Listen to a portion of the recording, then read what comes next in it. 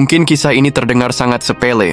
Dua lelaki muslim bernasib beda, satunya masuk neraka dan satunya lagi masuk surga. Namun karena kisah ini diceritakan oleh Rasulullah Shallallahu Alaihi Wasallam, maka cerita ini sejatinya syarat makna antara kokoh dan lemahnya ketauhidan seseorang yang menyebabkan salah satunya dicampakkan ke neraka karena syirik, dan satunya lagi dimasukkan ke surga karena imannya yang kuat. Dirawi Imam Ahmad bin Hanbal dalam kitab Az-Zuhud, ia menulis sebuah riwayat yang disampaikan sahabat Salman Al-Farisi bahwa Rasulullah Shallallahu Alaihi Wasallam pernah mengisahkan dahulu ada seorang lelaki yang masuk surga gara-gara seekor lalat, dan ada pula lelaki lain yang masuk neraka hanya gara-gara seekor lalat pula. Para sahabat jadi bingung seraya bertanya, bagaimana hal itu bisa terjadi wahai Rasulullah?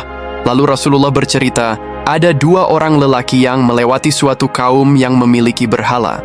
Namun kaum itu membuat aturan keras dengan melarang tiap orang melintas ke area itu. Apabila ingin tetap melintas, maka mereka harus berkorban memberikan sesajen kepada berhala tersebut baru diizinkan lewat. Maka ketika kedua lelaki muslim tadi hendak lewat, kaum itu berkata, berkorbanlah. Lelaki pertama menjawab, aku tidak punya apa-apa untuk dikorbankan. Lalu kaum itu berkata lagi, berkorbanlah walaupun hanya dengan seekor lalat.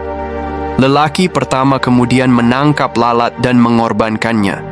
Karena pengorbanan tersebut mereka pun mengizinkan ia untuk lewat dan meneruskan perjalanan. Tapi karena sebab itulah ia masuk neraka. Kaum itu lalu memerintahkan satu orang lelaki lagi untuk berkorban serupa seperti yang dilakukan lelaki pertama. Tetapi lelaki kedua ini menjawab bahwa tak pantas bagiku berkorban untuk sesuatu selain hanya kepada Allah Azza wa Jalla. Akhirnya, kaum penyembah berhala itu memenggal leher lelaki kedua ini, maka karena itulah ia masuk surga.